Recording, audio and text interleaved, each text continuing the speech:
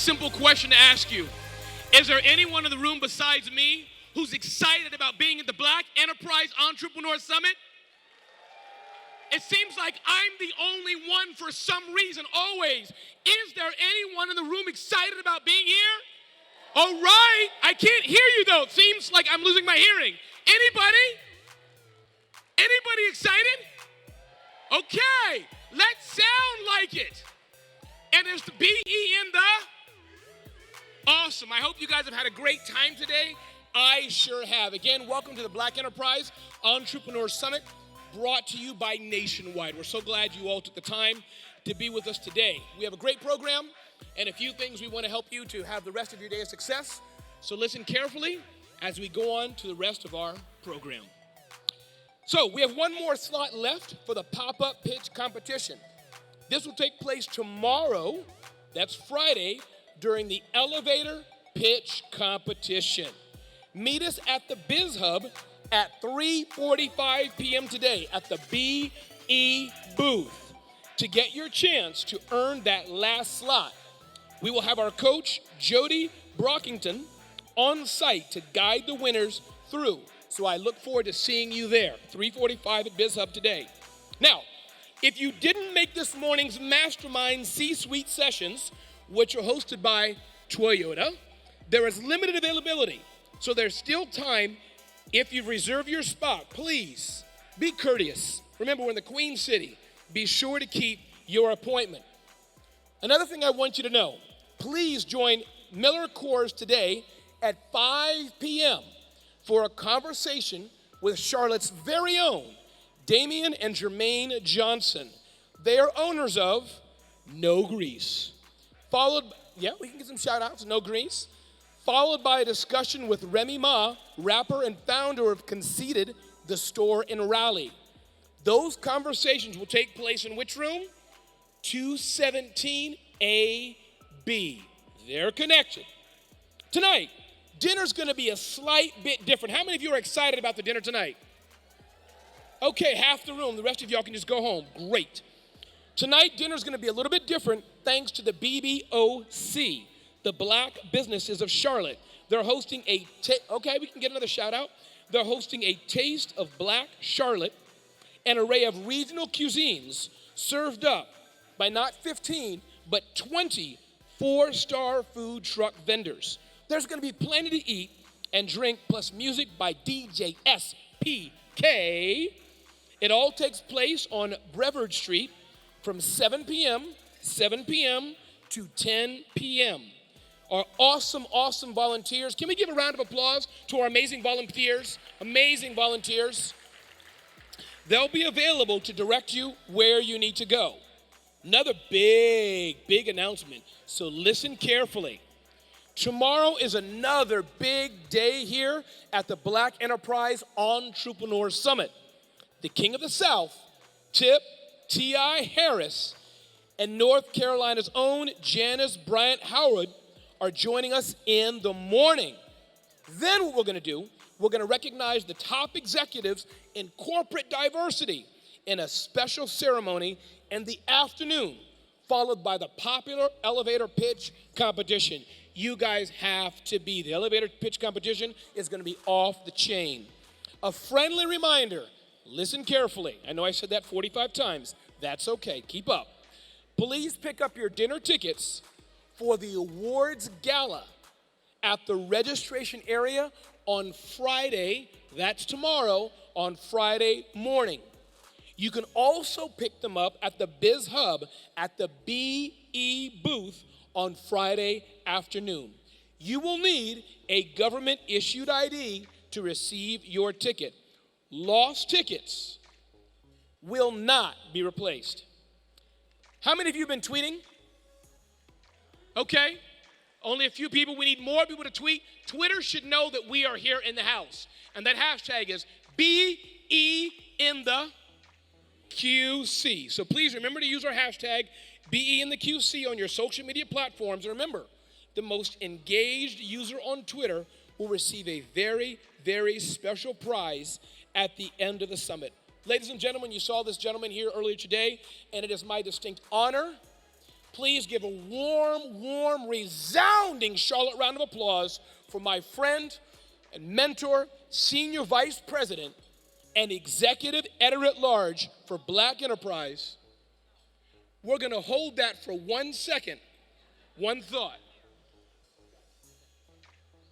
We are going to invite this person to come. But before we do that, we even have a more special welcome. In fact, you know what? Since I screwed up, can you all stand briefly? Stand and start to clap. Start to clap. We once again welcome to the stage our amazing mayor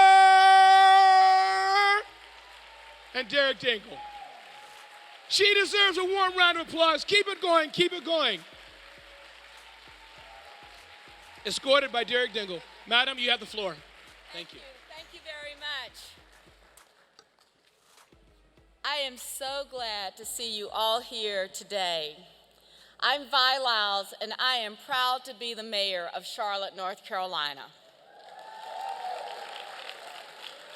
Now, I know that some of you weren't here last night, and if you were here last night, I want to hope that you had a great time in our downtown, that you had great places and great choices of where to eat and what to do, and I hope you spent a little bit of money buying something because that sales tax makes a big difference.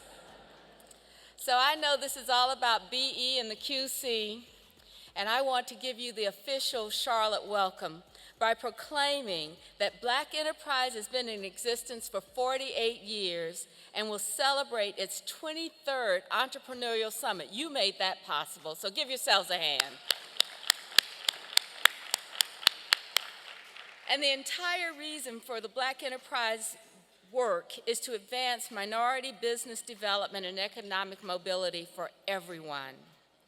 And you know, we are so proud to host the Black Enterprise Entrepreneur Summit today through the 9th, and that we're going to have over 1,200 business leaders, established business owners, and aspiring entrepreneurs here, that we just know that this is an opportunity for the Black Enterprise family to come to Charlotte to help you make connections among the entrepreneurial, corporate, and a little bit of political communities out here.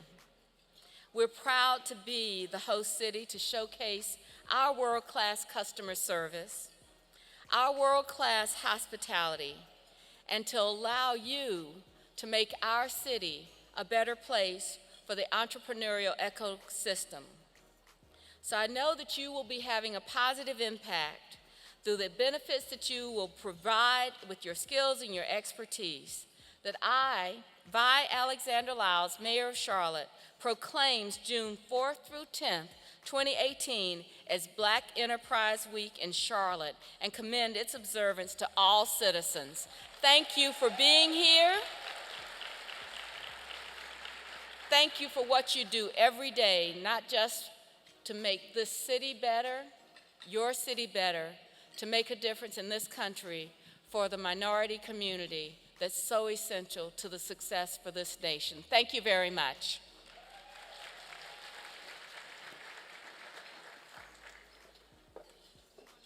Ladies and gentlemen, now,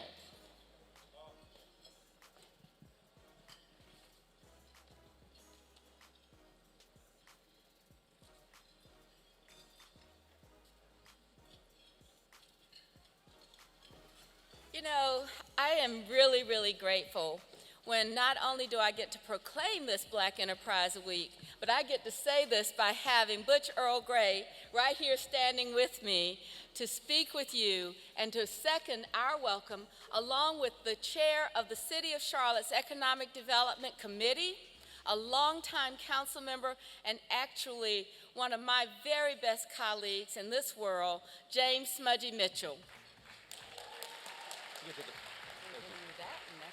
We're going to take a photo. We're going to take a picture first. That's right.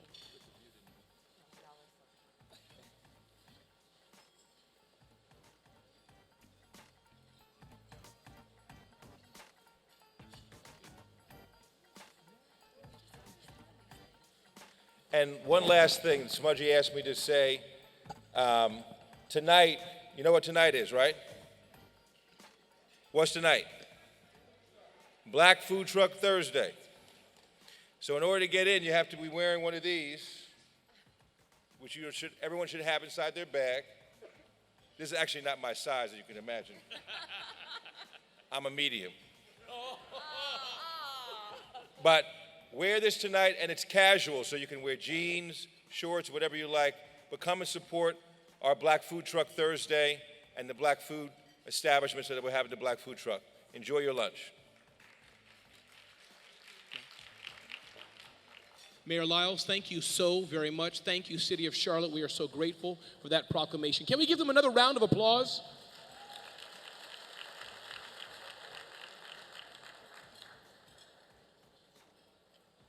Now, ladies and gentlemen, now please join me in welcoming my friend, mentor, and senior vice president and executive editor-at-large for Black Enterprise, Alfred E. Edmond, Jr. Please give him a round of applause.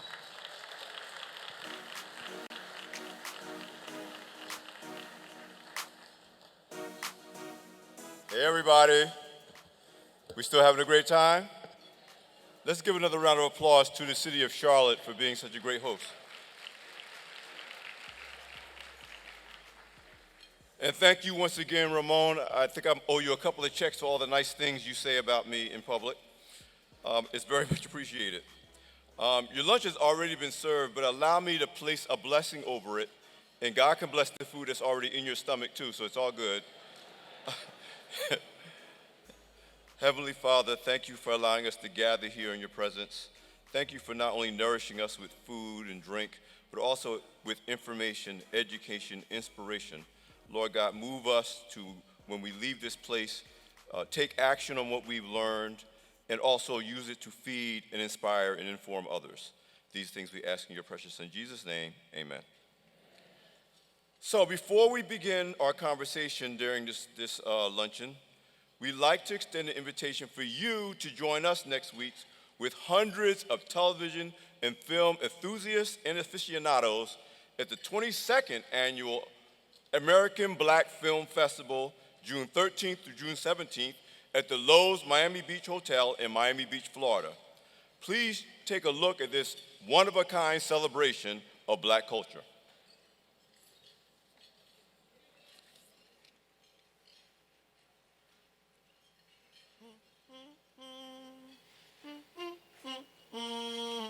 16 years ago, ABFF was the first organization, first committee, first anything that ever honored me with an award. This is such a crucial space for Black filmmakers. This is where I started. This is where Ryan Coogler started.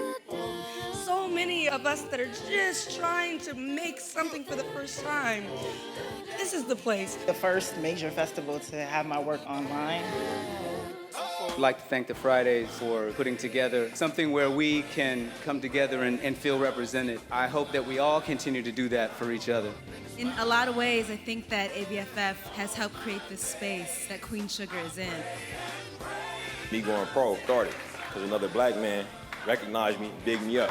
That's why this means so much to me, because I'm a product of an institution that said you are enough, that said what you're doing is important, that said that people that look like me can be successful in this industry. ABFF was there for me. I just want to say thank you. Thank you to the ABFF.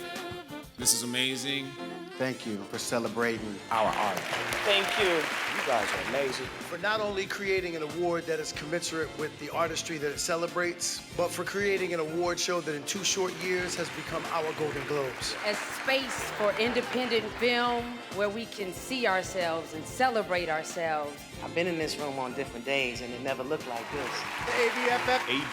ABFF represents the very core of what has always sustained us as a people, and that's community. I don't think we've seen an evening like this ever before.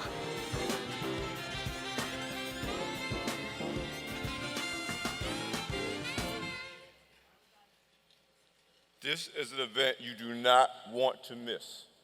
If you're in the industry, it's great for your career, and if you just love great content, great black film, television on all platforms, you don't want to miss the American Black Film Festival.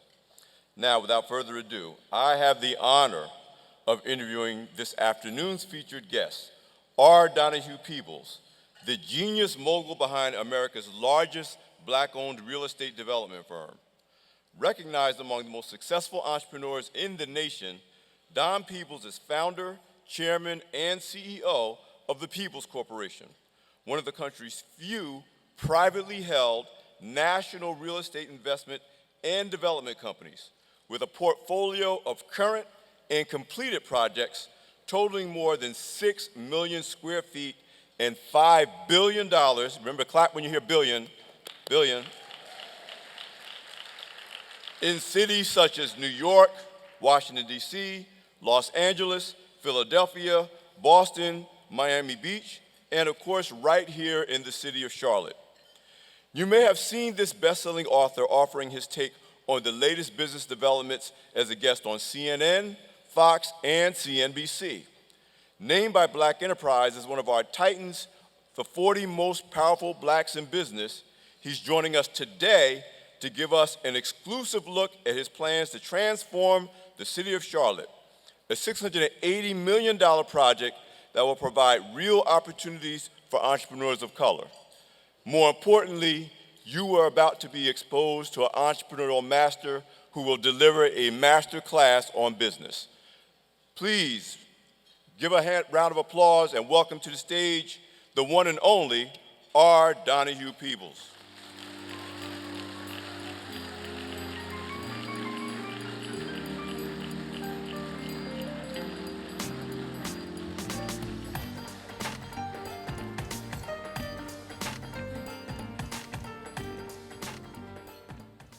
So this man, we could do a 3-hour session and we would not run out of material. We're going to try to cover a lot of ground in a limited amount of time, but it'll be worth every minute. Let's start out with the news at the top. Tell me about what you're doing here in Charlotte. What's going on here with the Peebles Corporation? Well, first of all, we want to change the way business is done. You know, a big part of our company, our philosophy is affirmative development, so we want to be transformative. So creating economic opportunities and career opportunities for African-American entrepreneurs and professionals. And so in Charlotte, we committed to doing 35% at a minimum of all of our contracts across the board on our project. By the way, I heard the number. Our project's going to be well over $1 billion now. It'll be about 3 million square feet. 12 buildings.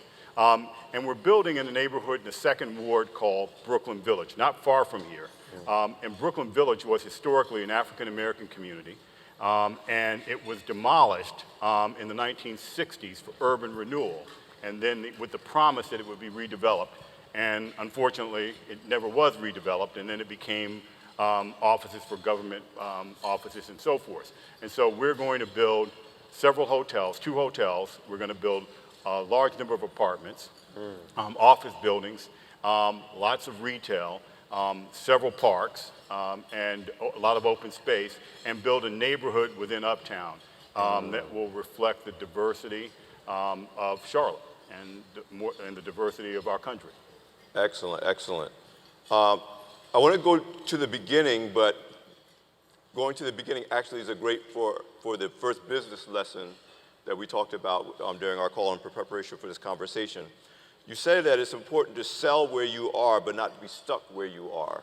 Talk about your beginnings, starting out as a real estate appraiser, having left Rutgers University at the time as a freshman after your freshman year, to pursue a business and a career that may have seemed relatively modest at the beginning, certainly compared to what you're doing today. Talk about that transition. I grew up in Washington, D.C. and Detroit, Michigan. So I lived in Detroit from 1968 to 73, so from 8 till 13 years old, and then back to D.C. I was raised by my mother, and my mother had me at 19 years old, and so she worked as a secretary, and then ultimately had an interest in real estate, became a real estate agent, a real estate broker, and I saw the challenges that she went through in that business as a woman and as an African-American woman. Tremendous challenges. And so I ultimately spent my last 2 years of high school working on Capitol Hill as a page and an intern and for John Conyers and Ron Dellums. And so After graduating, I went to Rutgers University to be a doctor. And then I changed my mind, wanted to do something else. I wanted to be a business person. And so I quit. And I came back to Washington, D.C. and began to work as a sales agent in 1979. So interest rates were about 20%. So getting somebody to qualify was extremely challenging. So to supplement my income, I became an appraiser. And so I grew that business as an appraiser. And by 1983, around the time I was 23, I started my own appraisal business. And my clients were the Department of Housing and Urban Development, the Veterans Administration. And mainly, I appraised low to moderate income houses for mortgages that were insured by HUD or the Veterans Administration. And so that was the beginning of my business. But that was where I was starting, but it wasn't anywhere where I expected or visualized, getting to. So I wanted to be a developer. Frankly, from the time I was a teenager, seeing downtown Washington, D.C. being redeveloped, I wanted to be a developer. And so ultimately, I chaired the city's property tax appeal board, where many developers came there. And so people who seemed like icons to me, I see their name and their sign on these buildings, they were just other men, other human beings. Now, unfortunately, none of them were African American. But I felt that D.C. was changing. We just had elected, re-elected our African American Mayor, Marion Barry, who was focusing on economic empowerment. So I thought that this was a business I could get into. And so fortunately, as I built my appraisal business, which supported me financially, helped me develop expertise, and build some capital, I was able to work on my first building, which came 3 years later. That building was, I built an office building, pre-leased it to the District of Columbia government, and what is now Bank of America. And I started on that 3 years after I started my appraisal business. So by 26, I was working on my first office building. Wow. And that building, we finished it in '89 when I was 28, just getting ready to turn 29. And that was my first building, made me a multimillionaire, and it took me from the appraisal business into the development business. We still own that building today. The city's released their space in there several times, and my son is actually overseeing the renovation of the building right now. Wow, wow. So, now I know this man's story, and still every time he tells me his journey, it still blows my mind. So, he says casually, yeah, I was a multimillionaire, 5 years after I left school, 28 years old, own my own building. You said a couple of things that I really want you to kind of emphasize as a point of the entrepreneurial teaching, the lesson that comes out. One, you believed in being the best at what you were doing today, but using that to learn everything you could for what you wanted to be doing tomorrow. So talk about that ability to really zero in on excellence in the moment, to be the best appraiser you could be, the best developer you could be, even at 23, 24, 25, but also having this vision that you've had since you were a teenager, that this was something you did to learn what you needed to do to get to where you wanted to go. Okay. Well, look, I probably have a disorder, and I'm sure if you asked my wife, she would say this.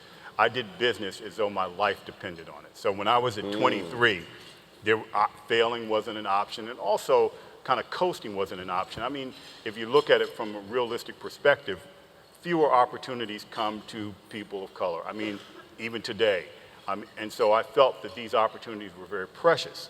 And so I wanted to be better at that than anybody else, or amongst the best in terms of being able to appraise these houses and so forth, and to grow within that industry. So I took courses, I read lots of books to understand it, and then I grew that business into doing commercial appraisals as well. Oh, okay. And so I expanded the business. I also was appointed to the Property Tax Appeal Board in Washington, D.C. that oversaw all of the real estate assessments and taxes for all buildings in Washington, D.C. So I was appointed to that board at 23, and then at 24, the mayor made me its chairman. So that was an influential position, but also I got to see the economics of almost every major building in Washington, D.C. So that educated me as well. So I got a sense of being able to get an education in the business and transition into doing commercial appraising as well. So I had this focus of running my business, making that as successful as I possibly could, growing it by hiring people and so forth, and then looking towards the future of how do I get into the development business and hiring people who could liberate me a bit from the day-to-day appraising and free me up to start pursuing my other business. And so that was really the focus, because I had to do what I was doing very well and maintain that, because that's how I earned a living, and that was the business that I had. And my dream was to become a real estate developer, but I couldn't put all my eggs in the basket of my dreams as opposed to what I had in front of me. So now I'm going to transition more into the masterclass, because we could do an hour just on your journey, but I really want to get through connecting the business principles there's a book called The People's Principles, by the way, so you want to pick that up. But how you adopted certain principles along the way that help drive you to the success that you've achieved, and still drive you. You don't consider yourself done by any stretch of the imagination. Not yet. So one of them is you have a real passion, which is one of the reasons why you're here. He's spoken at our conference before, for replicating your success through mentorship, through helping to train other people. And you stress that there's no shame in having a job if you're really approaching that job with an entrepreneurial mindset. It's not entrepreneurship or a job. It's you're entrepreneur all the time, because the job is a chance to learn. So talk to me about that and how that translates to your passion for trying to replicate the Don Peebles, now and going forward. Right, thank you. Look, I think first of all, we all have to invest in the next generation, and we all have to reinvest in our community. So that means if we have some knowledge to share, we ought to do that. And if we can open up doors for other people, we ought to do that. And so one of the things I do is every day of the week, of the business week, when I'm in my office and not traveling, I either meet with an aspiring entrepreneur or someone who's early in their career as an entrepreneur, or have a phone call with them. So at least between 15 minutes and 30 minutes a day I spend doing just that, because I believe that we ought to make sure that we teach people. And also, I learned very early on, business is not complicated. Science is complicated, and I happen to be in the most simplistic business there is, which is supply and demand. If demand exceeds supply, prices go up, there's a good hospitable market to do business in. If supply exceeds demand, then things go down, not a good environment. So very simple. But in terms of, the principles I learned along the way, there was no roadmap for what I wanted to do. I'll never forget in Washington, D.C., which I considered the mecca of African-American entrepreneurship. Atlanta and D.C. are the meccas of economic opportunity for black people. So and one of the things I did as a young person is I wanted to learn. So most of my peer group, especially as I became more successful, were 20 years older than me, 25 years older than me. And so they were in a different place in life, but I could learn from them. And I used to have a poker game where we all played together. And so this would have been, say, probably about 1988, 1990. Forbes magazine had published the Forbes 400 list of the richest Americans in it. And so there were about 6 of us gearing up for the poker game, and I heard the discussion of, oh wait, there are no brothers in there, no brothers or sisters in there, and there'll never be one. And I'm like, whoa, wait a minute. To myself, I said, wait a minute, I may be there. That's my goal, one of them. And so I realized that people can give you advice, but they're going to be naysayers, and you're going to have to figure out your own roadmap. What did Teddy Roosevelt say about the critic and the doer? And so it's the doer that deserves the accolades even when they fail, because you can't succeed without doing. And so I figured, I'd learn and figure it out myself and read and learn from other people who were doing things I wanted to do. And that was really kind of the approach I took, and then also looking to be very good at what I was doing, but also not being satisfied with it. To say that I can do more, I can do something different.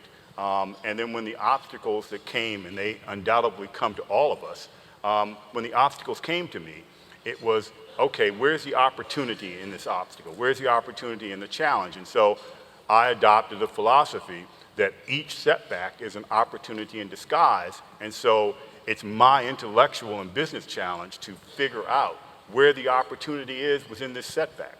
And so that approach has taken me from that one building, you know, which was at that time a $10 million building, and today it's probably a $40 million building, to what we're doing in Charlotte, or building the tallest building in the Western United States in downtown Los Angeles. It's $1 billion too. Right. I mean, so the journey can be as long, and you can travel as far as you want to travel if you're willing to work hard, develop an expertise in that space, and have some luck.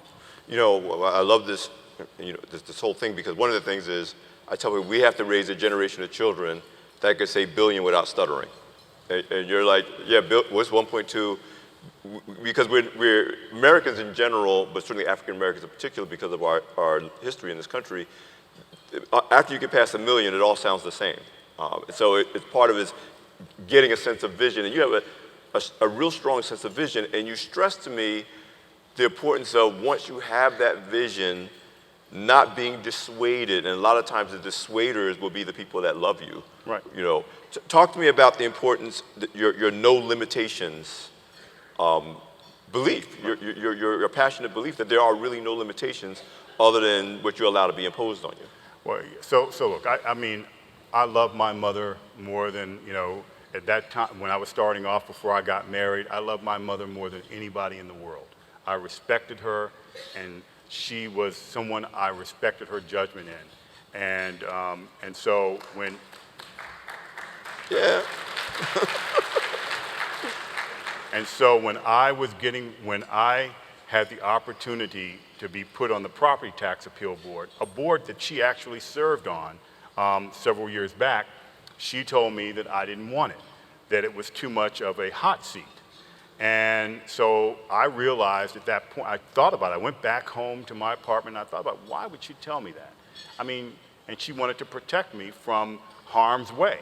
But I mean, you can't knock anybody out in boxing without being willing to get hit. You cannot be successful in business if you're afraid to lose. You can't be successful in anything. You will not have a successful marriage or relationship if you're not willing to take some risk. So I thought about it. Here's a person who loves me so much, and she's telling me not to do it. But I knew that it would put me in a different place. And so while she wanted to protect me, I thanked her for her advice, and I rejected it, and I did what I thought was best. And then a year later, when I had the opportunity to be chairman, she said, oh, you definitely don't want to do that. Wow. And I said, well, whoa, wait a minute. I thought to myself, well, I will be, at 24 years old, one of the most powerful people within the government of Washington, D.C. when it comes to real estate. That can only result in good things. So I learned it from her, that there will be naysayers who actually love me and care about me that will try to protect me. But it's my job to protect myself. And then, of course, there are other people, and this world is full of them, that don't mean us good things, but are naysayers because they see their own failings by seeing someone else being willing to go out there and accomplish things. And so... That's a word right there. That is a word.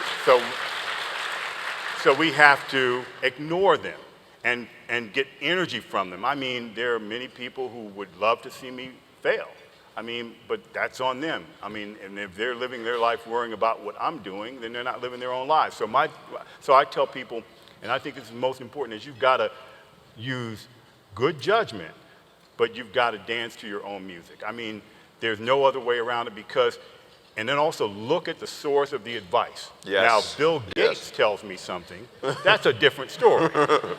I mean, but if somebody who is not where I want to be, who's never been where I want to be, I mean, I don't know what they could teach me. They could maybe teach me values if they have them, but I mean, they can't tell me how to live my career. So I think that was one of the biggest challenges early on, and it's one of the things I see people struggle with is how to ignore the naysayers, how to ignore the well-intended ones, which are the most difficult to ignore.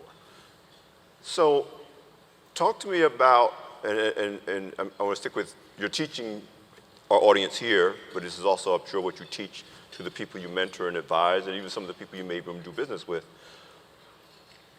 What are the things that you insist on for their development, for them to be able, one, to be able to do business with you from a quality standpoint, from an integrity standpoint, and then from the nuts and bolts operational standpoint of being excellent in business, even if they're not in your business?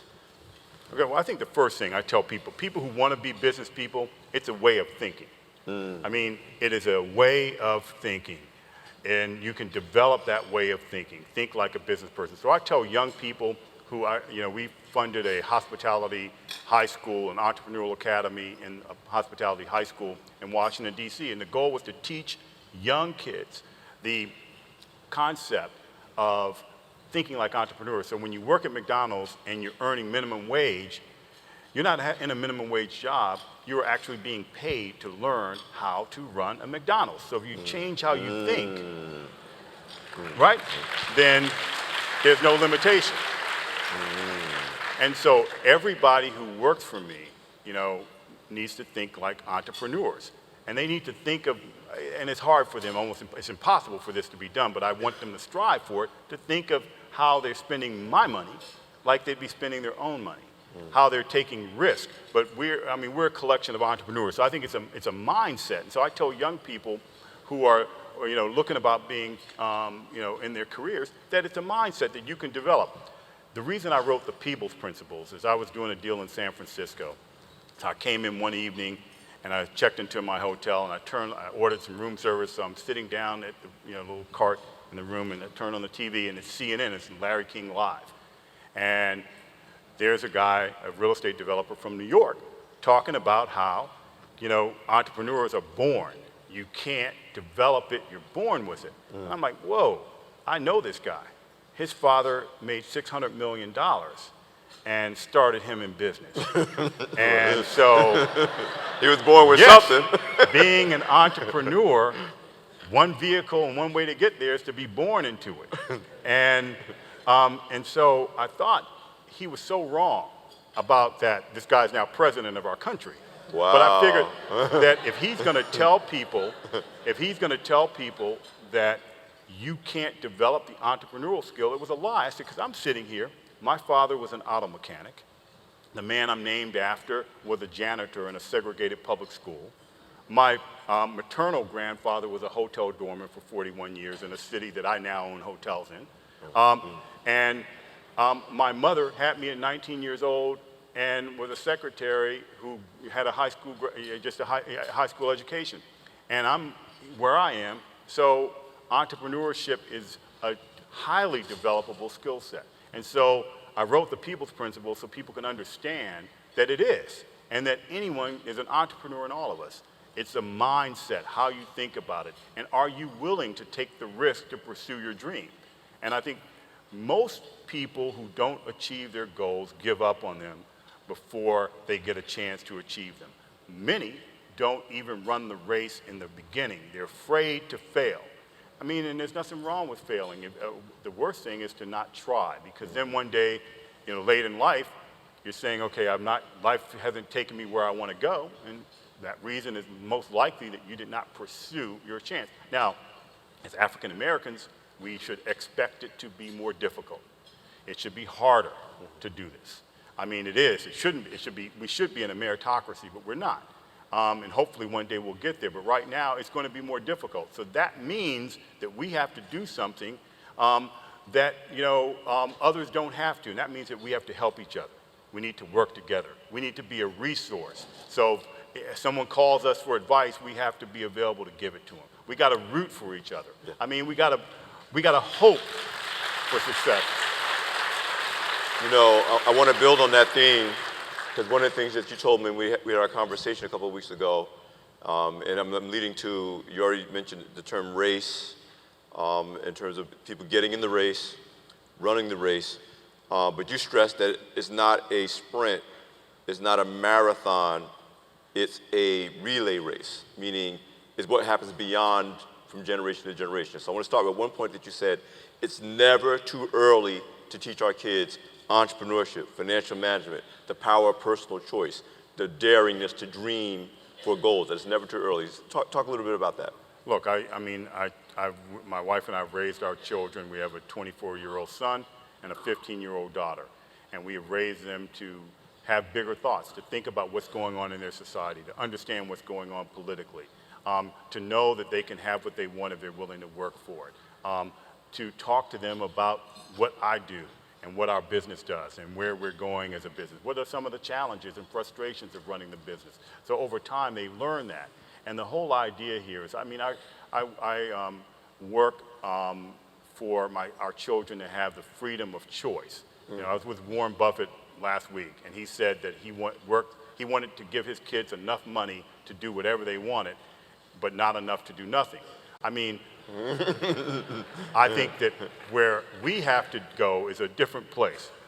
You know, we have to have high expectations of our kids. I mean, especially as entrepreneurs. If you look at Black Enterprise, I mean, Black Enterprise published in 1973. I was 13 years old.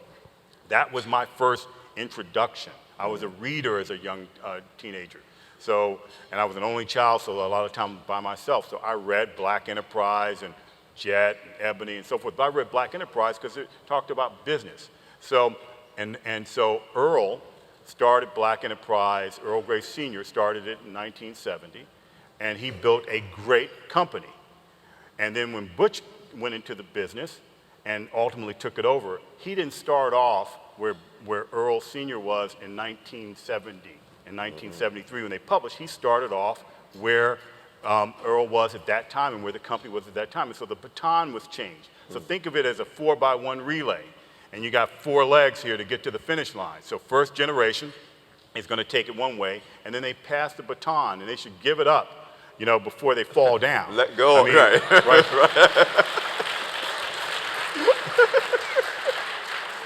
And then the next generation, which is almost always the case, by the way, the next generation, they run harder than the first generation because they've watched the first generation get to where they are and build a business, and they see the sacrifices, and they have also been raised by somebody who's gone through the school of hard knocks. Right. It's the third generation that has to get the kick in the butt to know that they got to run harder than the second leg. So, but it's a relay, and we need to look at it that way. It's not diminishing for our children to work in our businesses.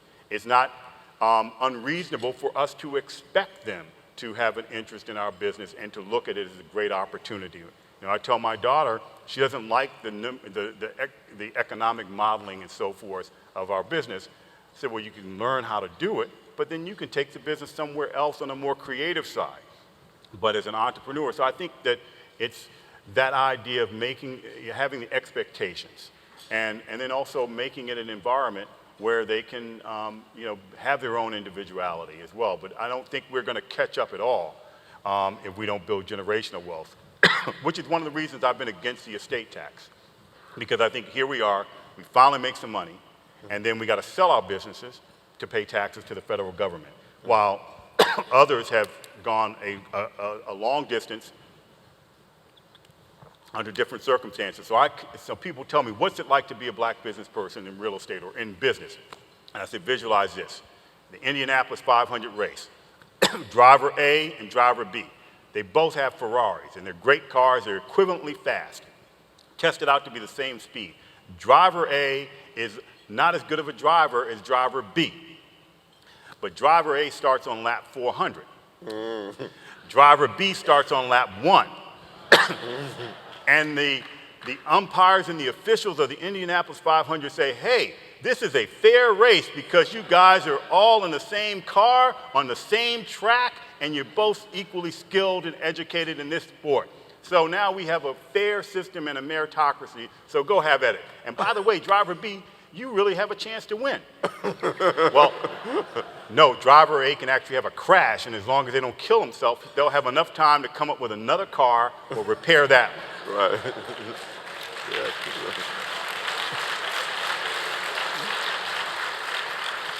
So that means we got to figure out how to get to lap 400 fairly. And that means also engaging politicians. I mean, nobody gets a pass. And nobody gets to, I mean, we elect politicians to represent and protect our interests. I'll never forget Bill Clinton, a lovely man, probably a pretty good president.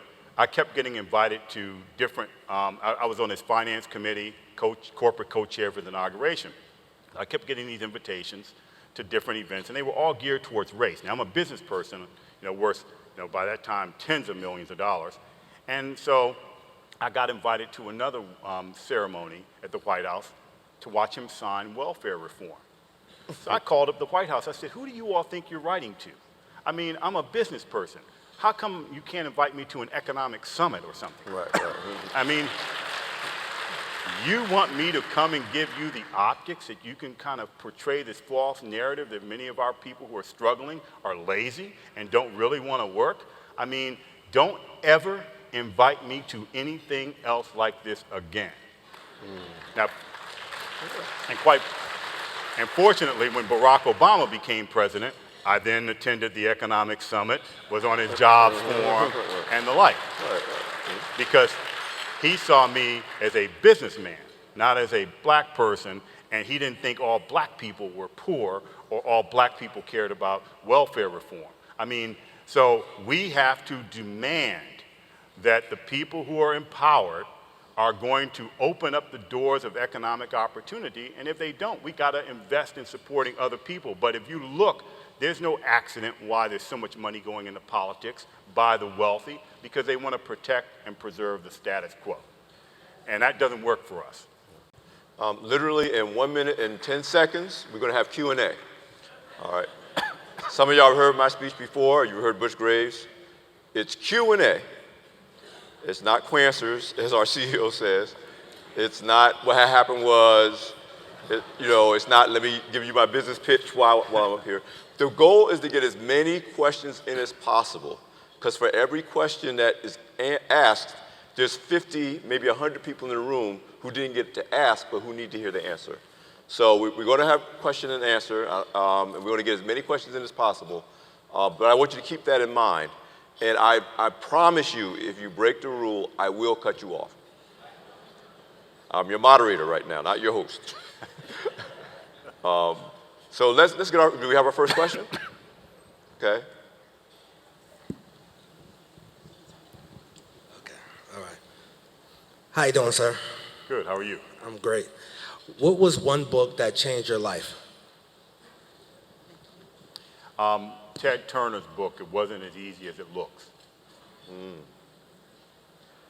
Now, when somebody gives you a book, that means you got to go out and get it and read it. How you doing, Mr. Donahue? Stephen Price. I'm from Washington, D.C., and I remember your name being up all over the place. Outstanding. Thank you for being here. My question is this. Being such a young African-American, what was the resistance like around you while you were progressing through the different agencies and becoming very well known in Washington, D.C.? I mean, I was very lucky. I was born in Washington, D.C. in 1960, so I was born at Freedman's Hospital, which is now Howard University Hospital. It's the only private hospital my mother could have me in Washington, D.C., because it was a segregated city. But by the time I was 14, the city got home rule, as you may recall, and it elected its first mayor, Walter Washington. And then 4 years later, it elected someone who his whole agenda was economic empowerment for black people, to right the scales. And that was because, I mean, Marion, John Lewis and so many others who went through the civil rights movement, they had made a decision around, younger than I was at that time, to say that it was unacceptable and unbearable, and they'd rather die than live under the conditions and the rules that were imposed upon them then. So, and then they comforted themselves while they were in jail or being beaten up that one day they would change things, that they'd get a result. So DC was an environment where the system was actually, at that point in time, geared to see us be successful. And so, Marion Barry appointed me as chairman of the most powerful board in the city when I was 24 years old. There'd be nobody else who would have done that. I can't think, maybe Maynard Jackson. But so I didn't see that resistance there. And also the tone in DC was set by Barry. So the private sector also understood that there were new rules to the game. And the one thing about business is efficient. So whatever you tell business people the rules are, they'll figure out how to exploit them and work within them. Right. Yeah. So that was what happened in DC. I think I faced greater challenges with the more money I got and going to South Florida, which I think was the biggest challenge in my career. Wow. Because it was oppressive, didn't respect African Americans at all. And at that point in time, I was ahead. I had the resources financially to fight back. But DC, I have to say, was the best place at my time. I was very lucky. fast forward to DC today, I would probably not be sitting here. And if I had had the misfortune of being born in New York City, you would not know me or know who I was, you know. So, I mean, it was just, I got lucky. Excellent. Hello. The African American community lose 30,000 acres in land ownership per year, and I provide legal services to black farmers in 9 states in the South, and they're losing their land to USDA. It doesn't feel like a question. Can you suggest ways for capital outside of USDA for the farmers? Yeah, look, you know, actually, that's an issue that's happening right now at the moment because of these tariffs that have been imposed by our government. These other governments are now imposing them as well. And so what's going to happen here is that many farmers are going to have the same challenges, not just African American farmers, but all farmers. So Trump is going to come up with a solution to deal with the white farmers because that's a part of his base. Where you all and where all of us need to do is we need to tell the 50 African American members of Congress that we elected, that you are not elected to be the resistance and fight for a progressive agenda that doesn't involve us. You're there to advocate for African Americans. And given the dynamics of Congress right now, where it's Republican dominated and he's the president, he's going to get something passed. And so the thing that they need to do is be effective, and that means cut a deal with him that includes black farmers and make sure that that's done. I mean, we cannot put the black agenda on hold just because we don't like who got elected. I mean, most of the presidents, you know, so that's the answer. So let's give a round of applause to that young lady that asked really an excellent question. I think I got a little trigger happy. Just so you know, it's an itchy trigger finger, so. Hi, my name is Jermaine Scott. My question is regarding to the Brooklyn Village. I know it's going to replace the previous community that was in Charlotte. How is that going to compare to what you've seen in established cities and other cities that are compared to Charlotte, the Austin and the Dallases of the world, when they say they're the upcoming cities? How is the Brooklyn Village going to compare to what you've seen there? Well, first of all, I look at Charlotte as being almost where DC was back in 1980, where you had this movement of African American power that was political power that was going to focus on transcending it to economic power. So I think there's no better place to start or be a black business person, I think, today than Charlotte. I think Charlotte's got tremendous opportunities. Well,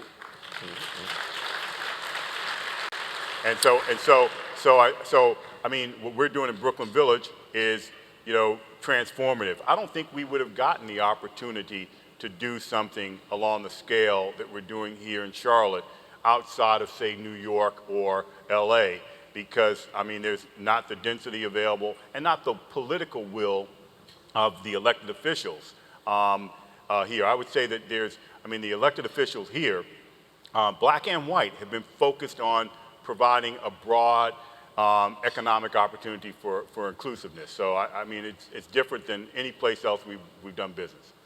Excellent. Next question. Sir, if you had the opportunity to start all over again in commercial real estate, how would you do it, and what would you do differently than in Washington, D.C.? I would have married my wife a year earlier. You know, I don't think, look, I mean, I like the Monday morning quarterback just so I get better at what I'm doing. But I think that I would have left Washington, D.C. a little earlier. I mean, maybe, and looked beyond. I think I got to a point where I was so established in D.C. that the game, you know, got to be pretty routine. And so I was so entrenched there, I couldn't visualize doing business elsewhere. And I actually wouldn't even go to suburban Maryland or Virginia, which is, you know, right on where D.C. borders. So I would have left sooner. But other than that, I've been pretty happy with the journey I've taken and the movements in my career. Yeah, that's interesting because there's a saying that I have. A couple of my mentees are in the audience too, so they've heard this. Success is a test that's easy to fail. So you were comfortable in DC, and it almost closed your eyes and your mind to what was possible because you were, it was all good. Yep. I mean, it was all good, and only when the environment changed and I lost a deal where from the city of Washington, where I was $58 million less expensive to my nearest competitor, and the political environment had become toxic to black business people, and we didn't get that deal. And I said, my God, if I can't win at $58 million less, then, and I certainly wasn't intending to be $58 million less, if I can't win under those circumstances, then I need to figure it out and do something else. And then I happened to go on vacation to Miami, and then I saw the opportunity there. And I think that's a big part of also about evolving, is seeing opportunity wherever you are. I mean, to be open to being, you're a business person 24 hours a day. I mean, so there's an opportunity everywhere. Excellent. Next question, sir. Yes, hi Don, my name is Glenn Hudson and I structure multifamily real estate development deals and I teach it as well. And we have less than half of 1% African American developers across the country. And so my question to you is, how would we grow African American developers in the field of multifamily and commercial development? I mean, that's a great question. And by the way, I mean, it's when I go and do business with bankers, lawyers, and so forth, I said, don't you all know I'm coming over here? Could you at least put one African American somewhere in visibility so I feel a little more comfortable? I mean, come on, you're putting out these cookies and coffee and so forth. I mean, it's horrible. So, I mean, but that's the reason. The reason why is that this is a capital-intensive business. So, as we talked about, my first deal in 1986 was $10 million.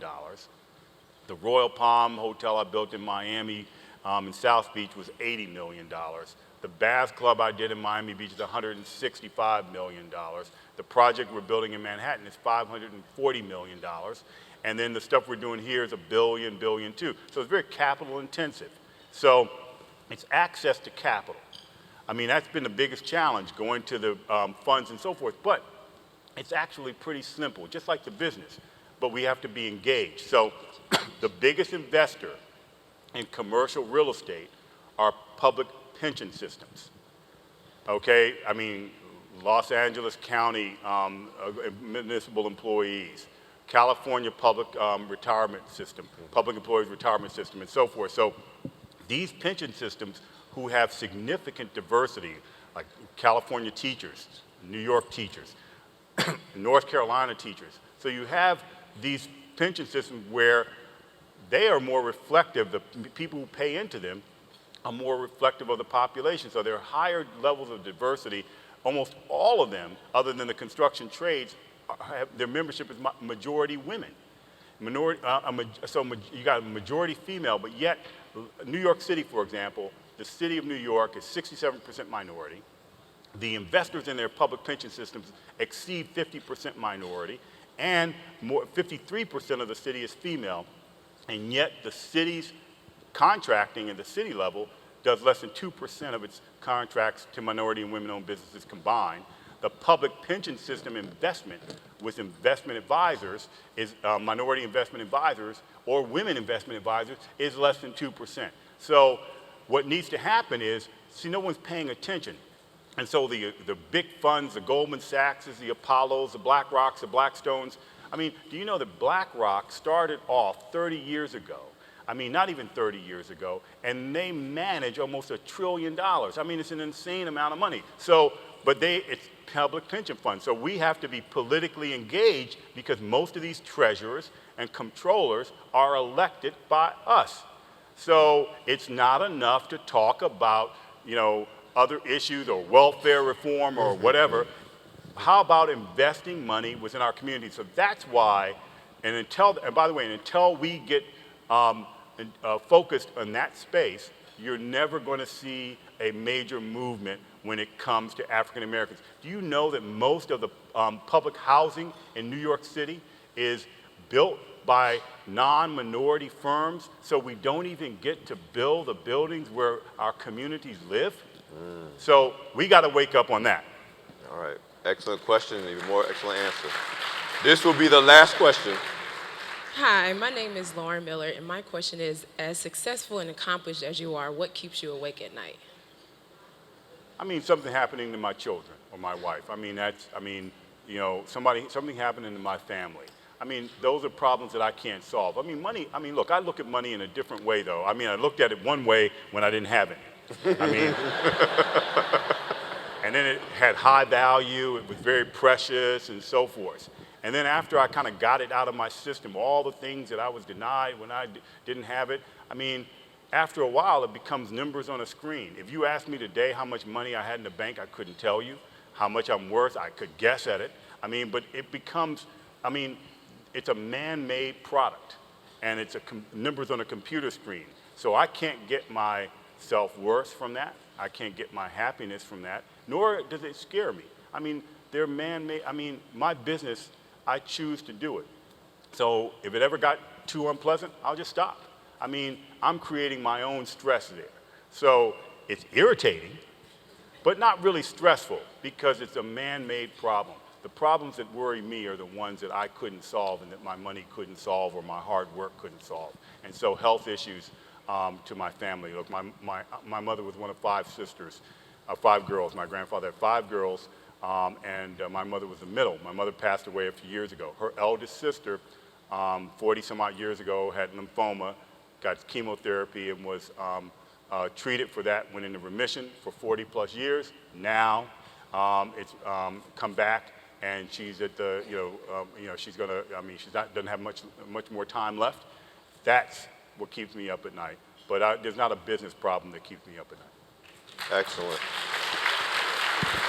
Let's give a round of applause to our Donahue Peebles. Thank you. Thank you. Oh, thank you so much. And can we give a warm round of applause to our amazing moderator, Alfred Edmond? Can we give a warm round of applause to our awesome moderator, Alfred Edmond Jr.?